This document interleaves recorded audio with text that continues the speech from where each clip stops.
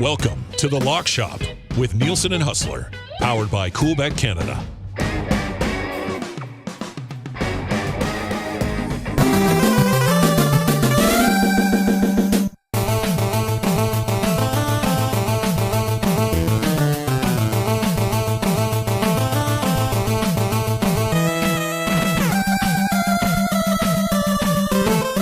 Hello, everyone, and welcome to Tuesday Night Fantasy Football Extravaganza. It is a running back position preview, as always. Fantasy Football Extravaganza, now a Lock Shop production, presented to you by our great partners at Coolbet. When you sign up for an account at Coolbet, use the code LOCKSHOP today. Lots of NFL futures, which will tie in to the Fantasy Football Extravaganza as we work our way over the next couple of weeks. We're going to have a NFL futures couple of episodes of the Lock Shop coming up in the next little while. Look at this guy, Huss. He's already doing drafts. You're a real hardcore, Huss. Well, I did get into my first draft. Shout out to the boys in the old keg league here in Winnipeg. I'll find out. Dude, this is IDP. 7 starting defensive players. Oh, boy. And then the full gamut of offensive players. I inevitably show up at the draft every year, fully prepped on the offense, and then trying to figure out the defense as we go along. I figured out for IDP people, this is based on the last number of years. I basically target guys that get tons of tackles. That's the one thing that you can really count on.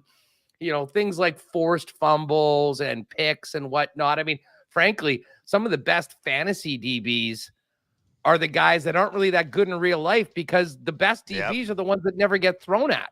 So it's a bit of a schmozzle, but it's good, you know, going through a draft, getting a bit of an idea about players that guys are really horny for and others that guys are staying away for. It was quite interesting, as opposed to doing a million mock drafts, to see when it counts, to see some of the players that are falling and some are rising. And I'm sure we'll get to a few of them coming up here in our running back preview.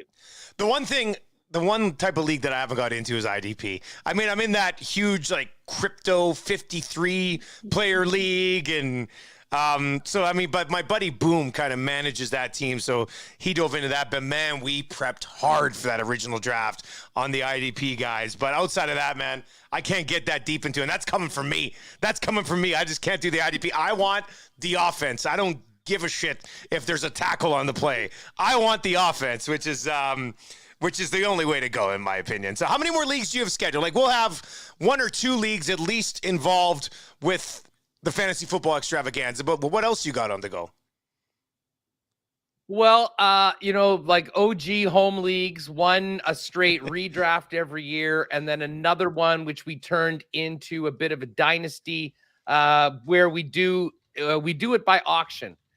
And that's maybe another conversation. I know, shout out to the podfather, Bill Simmons. He was always the promoter of auction. We tried it one year, and it really is a game changer when it comes. I mean, let's face it. When you're doing snake drafts, as fun as they are and as easy as they are, you know, if you're getting pick number 10 or 11 out of 12, you can pretty much write off a good selection of top picks. Whereas, you know, hey, I'm a Chiefs fan. I want to make sure I get Travis Kelce and Patrick Mahomes. You can get whoever you want. You just got to pay for it. And what's neat about this league is it sort of rewards good auctioning, in that your keeper, say you pick a guy, like I picked Justin Jefferson in his rookie year for, I think, $4. So I got to keep him for, 25% salary increase plus $1. So he was then $6, and then he's $9. So, you know, you can get, there is really a good element of value. So I've got a couple of auctions left, and I think maybe 3 more drafts just sort of spread over the next little while. And then obviously we'll look forward to hooking up with some of the Lock Shop listeners and viewers and get in a fun little ongoing contest to see if we can take out some of the folks that enjoy the content. It's always nice to do it. I've won the listener league 2 years ago. I think I won it, which kind of felt greasy. Like I was a commish. I set it up. I won it. I didn't win it last year. We're doing it again this year. The Fantasy Football Extravaganza listener league. It'll be 10 of you joining the 2 of us in a 12-man league. Once again, like we've done other years, whether you're watching on the live stream or you're watching it archived, you're listening to the podcast. And if you are watching it live, make sure you subscribe to the Lock Shop podcast, where you'll get the Fantasy Football Extravaganza moving forward here from this year on. If you would like to get in to the listener league once again, email dnielsenmedia@gmail.com, all right? Or slide into my DMs on Twitter. But dnielsenmedia, that's DNIELSON media@gmail.com, and let us know why you deserve a spot in the listener league with myself and Huss. And I will say this, the more creative you are, the more fun you have with it, the more likely you are to get a spot. So once again, DNIELSON media@gmail.com. Huss, you don't have to write it down. You're already in the league. Looked like you were writing it down. Oh, okay. Thank God. I was just trying to figure out what I needed to do to try to get one of these coveted spots in the league. All right, we're going to get to our favorite guys to draft this year, the running back position, some running backs to avoid, and then obviously some running back sleepers as well. Talk a little bit about running back strategy. If you are watching the live stream, you want to ask a question, just slide into the comment section where it says say something, fire away, and we'll try to get to a few of those as well. But let's start with my top 18 running backs, and then Huss can kind of break me down, tear me apart here a little bit. I'll whip you through this list. If you're watching on the stream, you can see it over on the left side of the screen. I know Jonathan Taylor's a very popular pick. These are PPR-based rankings. And I'm fingers crossed that he stays healthy. But Christian McCaffrey, who stays healthy, should once again be an absolute monster. So I've got McCaffrey at 1, Jonathan Taylor at 2, and Austin Eckler at 3. McCaffrey and Taylor, you'll see 1, 2 in most places you look. After that, it might open up a little bit. I've had Austin Eckler basically locked in at 3 for the last couple of months. Derrick Henry at 4, Dalvin Cook at 5, Mixon at 6, Najee Harris at 7.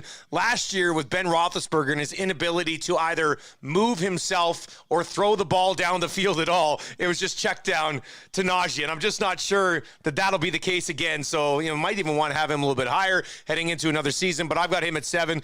Alvin Kamara, looks like the punishment's not going to come till next year, so he's at 8. You could have been drafting him, if you were drafting earlier, a lot lower than this.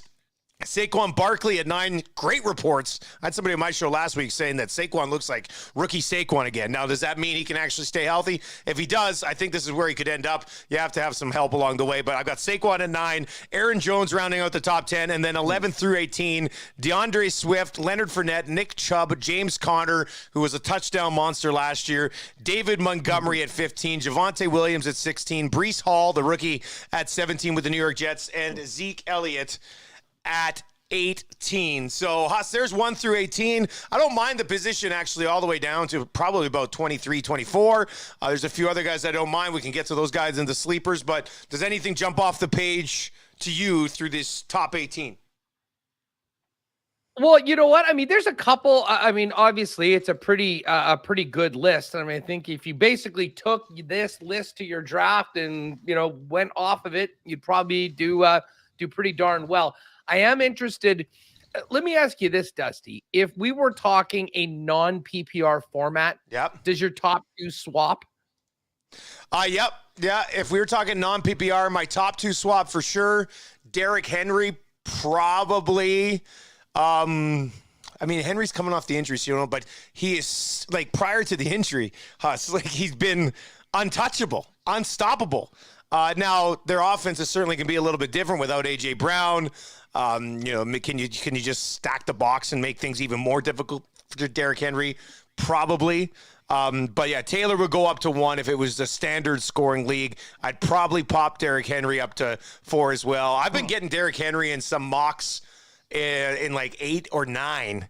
I've also seen him go as high as 3 or 4 as well. So really kind of depends on where you come out on the faith you have in the big fella doing it again. But yeah, Jonathan Taylor. Christian McCaffrey's in that one spot based solely on the fact that, you hope he stays healthy, and it is PPR as well. There's a bunch of guys, and this is why it's so interesting with running backs because, for the longest time, and I guess we can tie this into the draft strategy here a little bit as well. For the longest time, it was always just running backs. Like, you got to get your running backs. And then you start to realize, like, Saquon Barkley gets hurt, and Derrick Henry gets hurt last year, and Christian McCaffrey's been hurt for the last couple of years. I think it was 2 years ago, Dalvin Cook was hurt. You always see a couple of weeks for Alexander Madison. Like, so many of these top-end guys get injured. And the fact that some elite wide receivers has emerged, I mean, I've seen Cooper Kupp and Justin Jefferson going as high as 3rd overall this year, and we can dive into those guys more when we get to the wide receiver position. So the reason running backs continue to go so high is not because they're reliable for you, it's because there's just not that many of them, right? Like that's just how it usually works out. No, exactly. And you nailed it. I mean, I always laugh every year, around week 6 or week 7, I'll go back to the draft that we did and look at the first round. Yes. And inevitably, by literally halfway through the season, if that, there's 2 or 3 guys that are either out for the year. So, I mean, there's a couple of old adages that are true. Very much, especially in fantasy football. The best ability is availability. And you can't help the club from the tub. So when I look at these guys, to be honest with you, I really get freaked out with players that, like for instance, Christian McCaffrey. If I'm first on the clock right now, if I have the first overall pick, knowing the scarcity and know how devastating he can be, I'll think long and hard, but I might chicken out and go for a Jonathan Taylor, who I just think has a better chance of playing. Which is totally fine. Totally fine. Games. Yeah. And we'll get to the guys that we worry about. Yeah. To be honest, there's 2 things: opportunity, how central they are in the offense, and my confidence that they can make it through the season being in my starting lineup each and every week. Now, I mean, there are guys that previously were absolute workhorses, like a Derrick Henry, that ended up missing a considerable period of time last year. But then here's the thing. Even a guy like Henry, he was so good when he did play. At least you know that he's out. You get all those points, and hopefully you've got a legitimate backup that can go in and at least keep your head above water when he's not in there. But if you're using a first-round pick on one of these guys, you best be sure that the guy is healthy, in good shape, and in an offense where he'll be a central point of interest. And certainly, I think everybody here on this list is right there. I think where it gets interesting is sort of once we get past the first sort of 6, 7. I'll be honest, I was kind of comparing PPR rankings and standard rankings, and then I was going back into last year's stats. If you had asked me how many targets Najee Harris got compared to a guy like Austin Eckler, I would have thought that it would have been significantly less. I was blown away. They both had 94 targets last year. And when we're talking PPR, I mean, those huge numbers. Oh, so much. And you just mentioned like Ben couldn't throw, more than 10 yards last year. Well, I mean, I don't know with Mitch Trubisky or God knows Mason Rudolph, probably not Rudolph, or potentially Kenny Pickett, how much more, if anything, especially if they go with Pickett, the rookie, I think they lean even more on Najee Harris, more from the run game, but having the ability to dump it off to a player like that, might actually push him up a little bit over Joe Mixon. Mixon's a guy that when he's on, listen, he can be devastating. He's a guy that's missed some time before. And when I look at Cincinnati's offense with Joe Burrow hitting his stride, the way they move the ball in the air, Mixon's going to have a number of big games this year, but I'm not sure he'll be week in and week out as reliable as maybe some of the other guys in that area code near the top of it. And Saquon's fascinating. Saquon, if you told me we're getting rookie Saquon Barkley, I mean, he's a lot higher than number 9, but he's another guy that worries me with his health. Although, as we talked last week, I'm sort of high on Daniel Jones as far as being a guy that might. You did like Daniel Jones last week. Sleeper material. Yeah. Well, and a big part of that is based on Saquon having a big season and Saquon taking so much attention from the defense that it both allows Danny Dimes to run more and hopefully get a little bit more on the from out of the passing game. Let's go down like where I find it interesting with your rankings is. Certainly, maybe talk about Leonard Fournette because he's old. He had 84 targets last year. I mean, I know. They have added a rookie running back. He came in looking like he had been on vacation for 4 months as opposed to getting ready for a football season. But I'm not sure that will matter at all once they get to September. But let me ask you about Nick Chubb, because that is one guy that seems to be lower than you'd see on a lot of lists. How much does that have to do with no Deshaun Watson and the fact that it's going to be Jacoby Brissett? And I would imagine much more focus on stopping the Browns' run game behind that great offensive line. It's so obviously the strength of the Cleveland Browns. I think it'll be pretty obvious what defensive coordinators are doing once they get to Cleveland. And that's probably started off with three guys in the box. Yeah, I would think that's probably the case. Like, to me, this 13 here, and I love Nick Chubb. I feel like that's his floor. You know, like, I think there's obviously some more upside there. I do think there's some more upside there. Now they do have Kareem Hunt. I mean, if one of Kareem Hunt or one of Nick Chubb for some reason got injured, and it, you know, certainly can happen. The other guy's a straight up league winner because they can be involved in every aspect of the game. What I find interesting is that you said, you know, kind of around that 6-7 area. And if I had to break these things down into tiers, it would be 1 through 7 are first round running backs.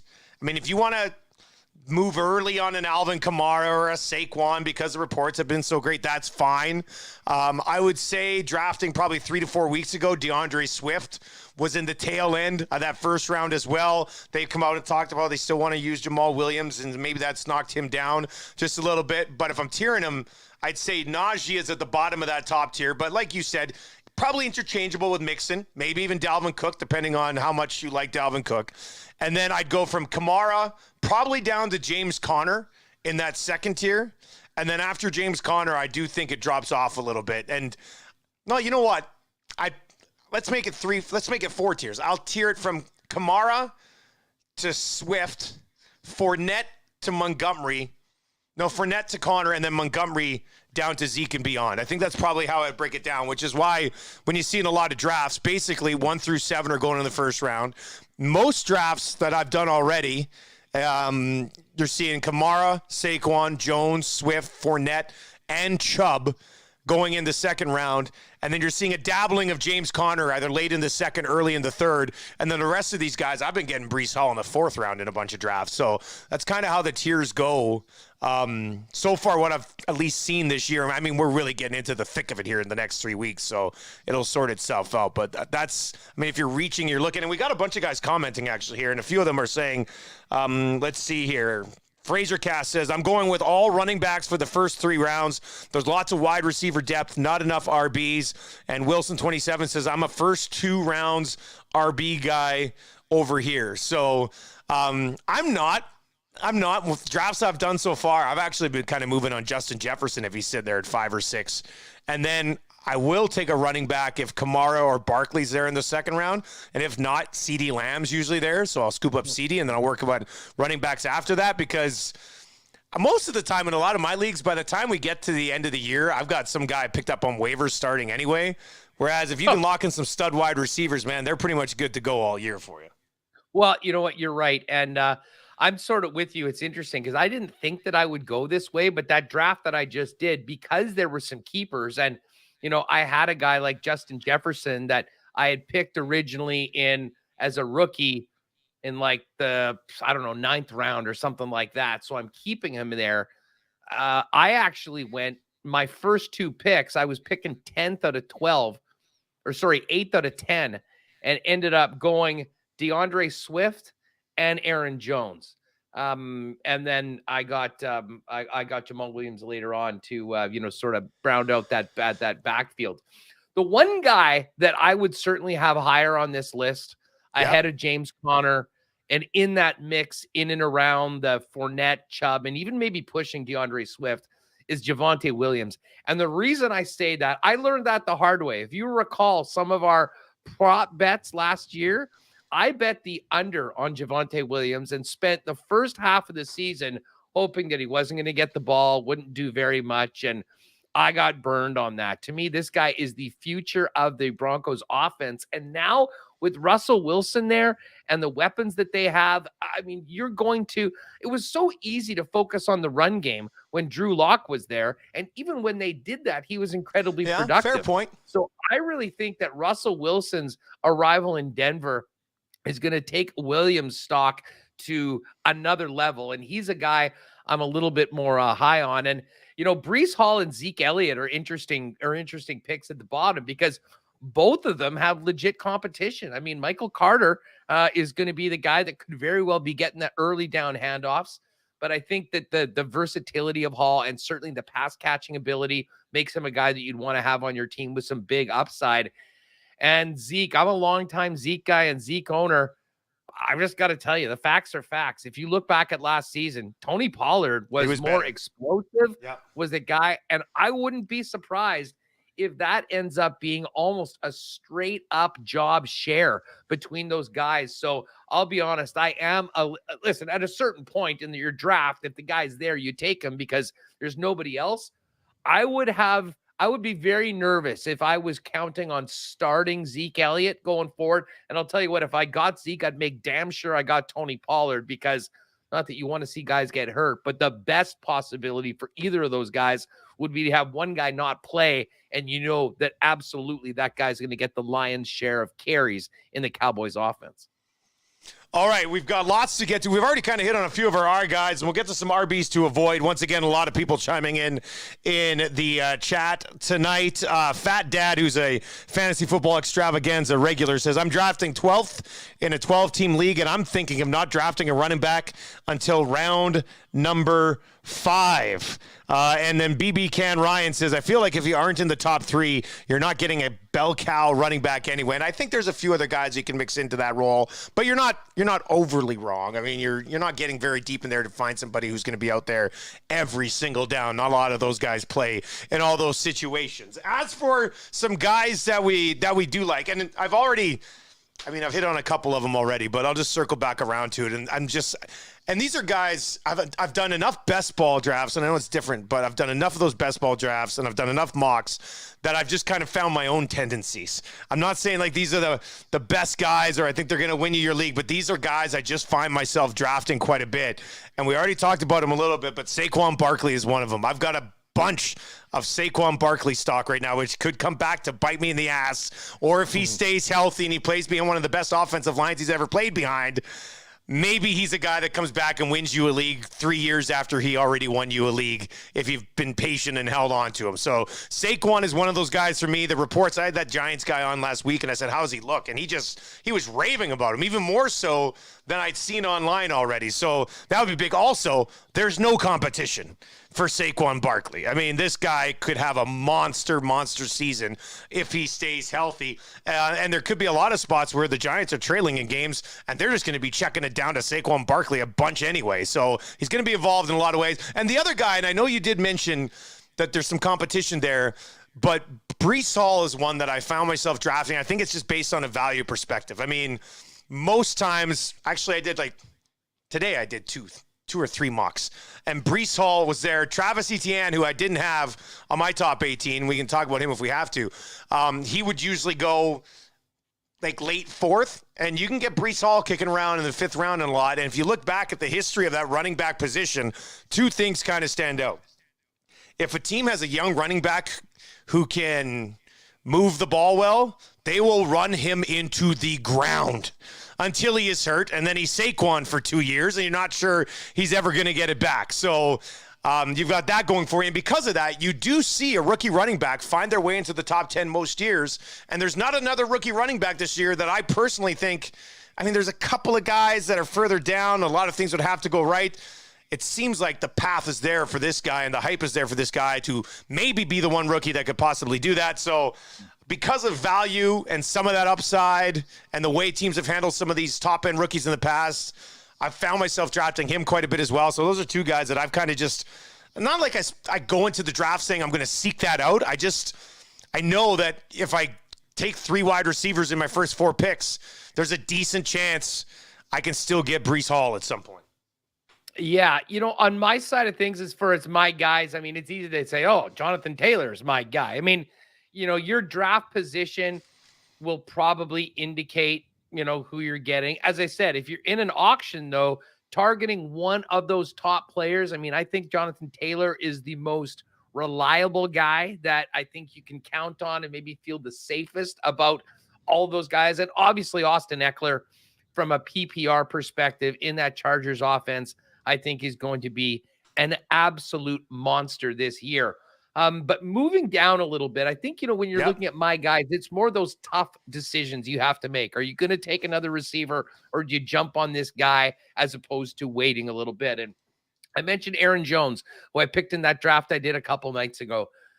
Listen, the loss of Davante Adams might be the most significant single move or a takeaway from any top offense in the NFL last year, without any obvious replacement. Now, Allen Lazard for sure is going to get some more looks, and we'll see if the rookie they picked out of Fargo can click with Rodgers. But I really do think that the biggest beneficiary, especially in a PPR format, is going to be Aaron Jones. Now, AJ Dillon is there. He could very well get some goal line work, and I think they could have really good seasons, buddy. But listen, I think both of those guys, and this does come back maybe to a little bit more of that Dallas situation, where if you get Zeke, make sure that you've got Pollard. If you can get both of those guys, great, only in the case of an injury. But I really do think that the 65 targets that Aaron Jones had last year is probably going to be closer to 85. And Matt LaFleur, especially without Davante Adams, will probably rely even more on the run game than he has in the past. So I love the upside for where he's being picked for Aaron Jones. And Javonte Williams, as I mentioned, I'm not sure whether people didn't realize just how effective he was last year when he played. And let's face it, if you're worried about Melvin Gordon, don't be. I mean, the guy is consistently one of the biggest fantasy disappointments year after year after year, continues to put the ball on the ground. Make no mistake, we saw it happen last year. Williams is now the guy there, and I imagine Hackett, their new head coach, will lean on him as well. The one other guy that is not in your top 18 that I kind of think is criminally underrated, and maybe more so in standard leagues than in PPR leagues, but is Damian Harris from the New England Patriots. He is consistently down, often outside of the top 20. Last year, he was the number 8 ranked running back in between Nick Chubb and Alvin Kamara. He only had just about 900 yards, but was consistently getting in the end zone and had some really, really big games, or he almost won guys' weeks by themselves. So if you don't get those guys at the top, combinations of guys like Aaron Jones, like Swift, Javonte Williams, you can really put together, I think, a group of guys that you can count on each and every week. And if you're waiting at that point to get running backs after the other guys have, they're going to have other needs. You could be able to pick a couple of real stud wide receivers or tight ends early on. We know the scarcity at the tight end position, we'll talk about that next week, is significantly greater than at pretty much any other position right now. It's just a small handful of guys that you can really rely and count on to give you wide receiver type numbers week after week. That's how I found myself, I threw out that top 18, but I found myself in a number of drafts so far going super heavy on wide receiver, like 3 wide receivers in my first 3 picks or my first 4 picks. Like if I can get Justin Jefferson, CeeDee Lamb, and Michael Pittman Jr. in my first 3 picks, I will certainly do it. And then I find myself taking, a lot of the guys who are either at the bottom end of this. Maybe you get Breece Hall, and then after that you take some other guys, like some sleepers that we're going to talk about. And then I draft, if I can get 3 elite wide receivers to start, I got no problem using my next 4 or 5 picks on running backs and hoping that 2 of them hit.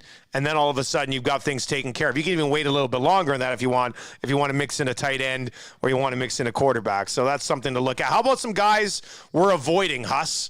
Who are you trying to stay away from this year, outside of Antonio Gibson, obviously? The entire world is staying away from Antonio Gibson. We'll get to Antonio Gibson. Ironically, what's going to happen. That's the popular thing. Everyone's not touching him. And lo and behold, he'll have a monster season. Shout out to Chris Meany. Very, very sharp dude. You can check out his show Mean Streets on Game Plus Network. He watched the game last week and tweeted out, the more I watch Washington's offense, I think Antonio Gibson might be used in a Deebo Samuel type role. Now, it's one thing to be used in that role. It's another thing to produce that way Deebo did. Historically, and this is going to sound crazy, the one guy I'm not sure I've ever had on my team is Alvin Kamara. And that is sort of a weird thing to say because he has always been such a stud and usually been so high. I think part of it was circumstance. And, you know, at a time before, I mean, I really counted on those Breeze-led offenses to be mostly air, but obviously he had a lot. He's a guy that I think I normally go a different way in that neighborhood, you know, with a guy like Dalvin Cook, you know, or, you know, Austin Eckler, of course. Yeah. And it's interesting about him at 8. That probably works in around. The guys at 8 and 9 are the ones that make me nervous just from an injury perspective. And, you know, I'm not sure what to expect from their offenses in Kamara and Saquon Barkley. Leonard Fournette's another guy. Whenever I see a guy come in big time overweight, especially at his age with the amount of miles on him after they've drafted a rookie running back, I don't feel entirely confident that he's going to be a guy you can count on each and every week. And then this is probably insane to say in PPR leagues because of just how many targets he's gotten in the past. But I do wonder about David Montgomery's ability to be the game breaker that he's been just because of the lack of real offensive firepower. Nothing else outside of Darnell Mooney. Exactly. Welcome to 8 men in the box, chasing Justin Fields around and you know, clogging him up. So those are some of the guys that I'm a little bit shy about. And I'll admit, I was completely stunned. If you go back to the 2021 running back stats for fantasy football, James Conner finished 5th. And that number is, I mean, it's just wild that he was, because that is, I think that if you polled most people and asked them, well, where do you think James Conner finished? They wouldn't even suggest in the top 10. You really need to be paying attention for that. So he wasn't a guy that I normally thought of in that role, but you almost have to consider it considering what he was able to do last year. I mentioned the Cowboy guys, Zeke. Yeah. I liked him for a long time. I don't trust him right now. And even if I don't have Zeke, I love Tony Pollard. And I think there's a good chance that he at one point ends up as a reliable starting fantasy football running back. Yeah, I would agree with that. I mean, Zeke is the one guy there, and I find myself with Zeke. Actually, before I get to Zeke, quick James Conner story, because you mentioned 5th last year in PPR points, 15 touchdowns last season for James Conner. Jonathan Taylor had 18. James Conner had 15. He was 2nd. Then you've got Mixon, Austin Eckler, and Zeke. Even last year, he still had 10 rushing touchdowns. But James Conner, so in my one ring cone football league this week, we've got our 4 keepers already locked in. Everybody gets to keep 4 guys. The Travis Kelce owner this week traded Travis Kelce straight up for James Conner. So he moved Kelce to get James Conner. He texts me the trade because I'm the commish, and I just replied, wow. And he goes, why don't you tell me what you really think? I said, I mean, Travis Kelce's going late first round in a lot of leagues, and James Conner's at least a round behind. He goes, but, you know, I kind of believe in Conner. He's younger. Kelce's getting up there. I said, I don't know, buddy. I'm not trading Travis Kelce for James Conner this season. That's not happening. So that just happened like 3 days ago. I was very surprised when that trade came across the table. As a Chiefs guy, you won't see me making that deal, but at the same time, I mean, and that's the thing. You got to go with your gut. You have to feel, if you feel that this guy makes your team better. I don't know what he has after Kelce at the tight end position, because that's the one thing. You trade a guy like Kelce and you leave such a massive hole at that position. If he was smart and was able to get a couple good tight ends, maybe it makes sense for him to do that. Zeke, just quickly on Zeke. Zeke is a guy, because you brought him up. We've already talked about him a couple times. But Zeke is a guy where if he's sitting there I'm not touching Zeke in the 3rd round. If Zeke's sitting there in the 4th round, what I will do is I'll take a look at what other wide receivers are still there. And this is really where I get one of those swings. Usually at that point, I'll have 2 wide receivers and a running back already.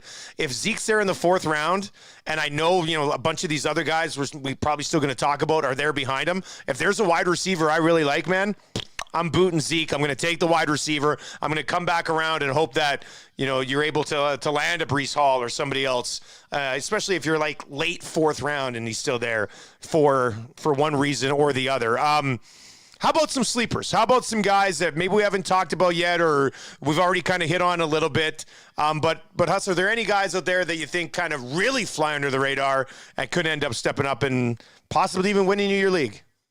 Okay. Two different types of sleepers, if you will. There's 2 guys that are going sort of in that tier 4 or 5 of running backs that I think, based on what we've seen early in the preseason and their offenses, maybe are being undervalued. Travis Etienne is one of them. He looked great early on for Jacksonville. Didn't play at all last year, so he's essentially a rookie in this offense. And lucky for him, he's playing under Doug Peterson as opposed to Urban Meyer. And I think he'll be a central force. And let's face it, I mean, I know the Jags suck, but sometimes shitty teams make for the best fantasy players because they give up a ton of points. They're in blowouts at the end of games. There's all sorts of garbage time. And I'll be honest, I'm a lot higher than Trevor Lawrence than a lot of other people, considering what he went through last year. But I think Etienne, if he's, going in and around RB in the 20s, I think is going to provide some great value. And another guy that we haven't heard a lot of, but was a stud last year, maybe the number 1 waiver wire pickup in fantasy football, was Elijah Mitchell from the San Francisco 49ers. And listen, if he's going to be RB1, Raheem Mostert is gone. Trey Sermon obviously didn't impress Shanahan very much last year. He was the guy everyone was trying to get in the drafts. Yep. And then all of a sudden, Mitchell, who no one even knew who is the guy that's getting the ball. That Niner offense, including Trey Lance, I think it's going to include a ton of running. It might be at the expense of some of the receivers. I don't think it'll be at the expense of Elijah Mitchell. But there's 2 guys right now that I think are real sleepers. One, we talked about rookies, Brian Robinson Jr. from the Washington Commanders. And part of the conversation about Antonio Gibson falling like a rock is the fact that Brian Robinson Jr. has been given RB1 reps, has started ahead, had more carries in preseason. And as we've said, people are seeing that, Ron Rivera is doing some different things with his offense. And that might mean that Antonio Gibson is playing a somewhat of a different role. And part of that is confidence in Robinson. So you can usually get him late in rounds, especially if you're in one of these drafts where if you pick a guy, you can keep him next year where you drafted him or 1 round higher. This is a guy that could blow up this year. And if that's the case, you've got incredible value later on. And then the other guy that we have not mentioned yet that I'm seeing ranked as low as 30 amongst running backs is Chase Edmonds in Miami. That's my guy. Yes. Yes. Listen, great sleeper. The new coach is McDaniel's offense is going to do everything they can to creatively get the ball into their playmakers' hands. And that's going to be good for Tyreek Hill. It's going to be good for Jalen Waddle. But to do that, you have to have a running back that is capable of big plays and can get the ball in a number of different ways. And when you think about the attention that Tyreek Hill and Waddle are going to get, especially over the middle, I think that is going to open up a plethora of screen pass and dump off opportunities for Chase Edmonds for them to run the football. So in PPR, he's going as low as 30. I wouldn't be surprised if he's a top 15 running back by the end of the season. And I think Mike McDaniel, who's an absolute beauty, is going to set that offense up to help Tua as much as possible. And part of that is going to be feeding Chase Edmonds. And I've always been a Raheem Mostert guy, but once again, you got to be able to play. He's so injury prone. It wouldn't surprise him if Edmonds is sort of a guy that almost is playing 3 downs at some point, depending on the availability of other guys. So to me, you want a sleeper of a guy that, you can be confident in having in your lineup. You can get him late in the draft and allow you to pick other guys. Chase Edmonds is one of my guys in a sleeper position this year. Yeah, love Chase Edmonds. That was one of my main sleepers that I was going to look to as well. He's a guy who previously with the Cardinals, you're just like, well, when he gets an opportunity, it's really going to work. And then he'd get an opportunity and it wouldn't necessarily work. But when he was in that running back by committee, he was great. And then so I mean, that might be that's probably why he's being ranked where he is right now. Cause you're like, you got to see him do it as a guy. But from an ability standpoint, he certainly has that. There's another guy that I'm intrigued by the way he finished last year. And I know they drafted a running back and I know they've got to change at quarterback, but they still have DK Metcalf and Tyler Lockett. Rashad Penny is very interesting to me because, I mean, he's going like RB 34, 35 right now. So you don't even need to invest in this guy. Like you're talking 8th round, 9th round. 4 of his last 5 games last year, he was 100 yards or more on the ground. Like he just went into monster mode. You're like, oh my God, there's that Rashad Penny that could never stay healthy. This is the guy you've been hoping for. And now this year, it's like that didn't happen. I think we're all just assuming that he's going to get hurt again or lose a job to Kenneth Walker, which may happen. But when you can get a guy in the 8th or 9th round, and when you look at what's going to happen there offensively, I think it's not like, yeah, you might not respect the quarterback, but you got to respect the weapons at receiver. So I don't think you can just pack the box against Rashad Penny when you've got DK Metcalf and Tyler Lockett still there as weapons. So I don't love him. I'm not reaching early on him, but I just think it's a guy where, let's say you punt running back and you want to load up on 3 or 4 guys through rounds 6 to 10. Chase Edmonds would be one of them. And Rashad Penny I'd like as like a number 3 or 4 back just in case it clicks again. You know, I'm with you on that. I mean, someone is going to need to get the touches in Seattle, although they might have a lot of 3 and outs this year and have their defense on the ball, on the field all the time. 2 other guys that I should mention that are right down there, actually, in this one on the Fantasy Pros list, bookmarking or bookending Rashad Penny. And you want to talk about a fall from grace for both of these guys, despite being number 1 on the depth chart. Miles Sanders in Philly. His stock is blue and going down, and Clyde Edwards-Hilaire. I mean, Clyde. Yeah, I wanted to ask you about him before we wrapped. Last year, he was a guy that was going like 1st round. I mean, you're adding this guy into the Chiefs offense. He picked him in the 1st round, shown to be a guy that can catch the football. That he was a big time disappointment. There's no other rude way around it. And, the offense is good enough. And this is part of the reason why I was so high on Mahomes. I don't think they have that guy right now in the backfield that Andy Reid's confident of handing it off to. And I think this will be a much more pass-happy offense than before. Now, there's Isaiah Pacheco, who looked great earlier on. Lots of good reports on him as an RB2. Lots of good reports on him as the ability, his size. I will say this, his decision-making is leaving a little bit to be desired. And I think before we sort of move on from CEH and hand the rookie the job, Edwards-Hilaire is going to get the opportunity. And it's a real make or break year for him, even as a 1st rounder. He's got a couple more years on his deal and then the 5th round option. But I'm thinking that he goes in focused and maybe might surprise people. Put it this way. Last year, he was obviously drafted too high. I think in reality, in that Chiefs offense, being the incumbent, he's probably being drafted too low right now.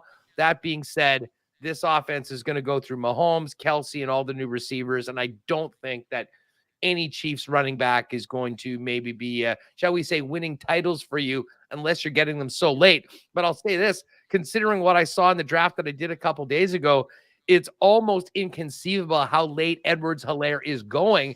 But guys like Sanders, Antonio Gibson, CEH, there's a lot of people that are just out on those guys. And if you think that there's some upside, you can get them way later than you would have ever been able to imagine even a month ago.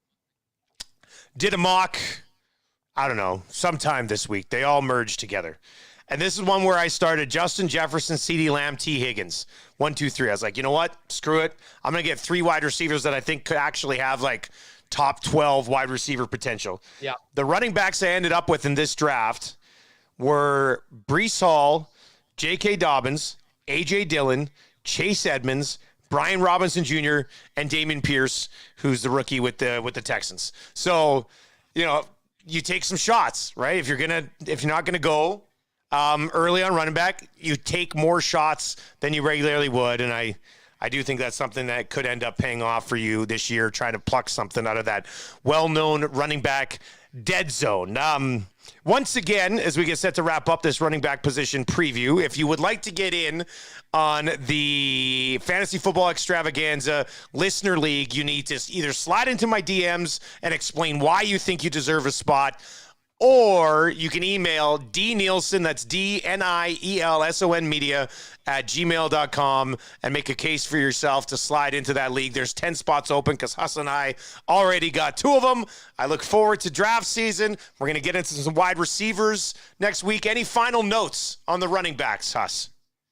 Well, you know what? One team that we have not mentioned, and I'll ask you this just on the way out, the Super Bowl champion Rams. We've not mentioned a running back from there. Obviously, injury's been a big part of Cam Akers.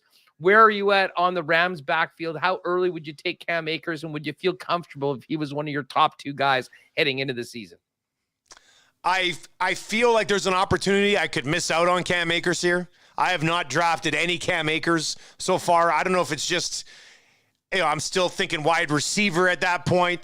If I can take Cam Akers, if you're going to take Cam Akers in the late 4th, 5th, early 6th, like in that range there, I think there's that worry about the injury popping up again, which I totally get. And Darrell Henderson's a decent running back as well. So, there's just a few things that would knock him back down again. So Akers is an interesting one because I've done so many drafts, and I've maybe drafted like Cam Akers once. So sure enough, Cam Akers is going to win you your league this year, so take him when you can, because maybe that's one that we missed on. One other guy that burned me big time, and this was the worst. I mean, I'm always excited to do drafts, but I never want to do them too far in advance. For instance, I picked J.K. Dobbins very early last year, and he didn't even make it out of game 1 or 2 of the preseason. But that Ravens offense is interesting. It's always been a great spot for running backs, including Lamar Jackson, because of how run-based it is. And when guys get burned like they did last year on a guy like Dobbins, he naturally falls like a stone. And I'm very interested to see where he is getting picked. I'm sure it'll be lower than where he probably should be. And if the guy can stay healthy, if he can do some of the things this year that guys like me hoped he could do last year when we picked him early before he got hurt. There you go. Once again, if at any point you have any fantasy questions, obviously you can hop on Winnipeg Sports Talk and ask Huss. You can text into the Nielsen Show and ask me, or you can be right here on the Fantasy Football Extravaganza. It's presented to you by The Lock Shop, and of course, our main sponsor is our great partners at CoolBet. Use the code LOCKSHOP when you sign up for an account over there. Wide receiver is a very exciting position. I can't wait to get to wide receivers next week. Huss, fun chatting with you again, buddy, and we'll talk again soon, my man. You got it, folks. Yeah, pay attention later on this week. We'll do win totals for the NFL, and then next week, wide receivers. I guess we should probably combine tight ends in there as well. And then kind of talking all of this fantasy, then we'll get to some of our favorite props, individual bets at CoolBet in the Lock Shop. So, man, it's going to be a fun few weeks before September 8th and NFL kickoff.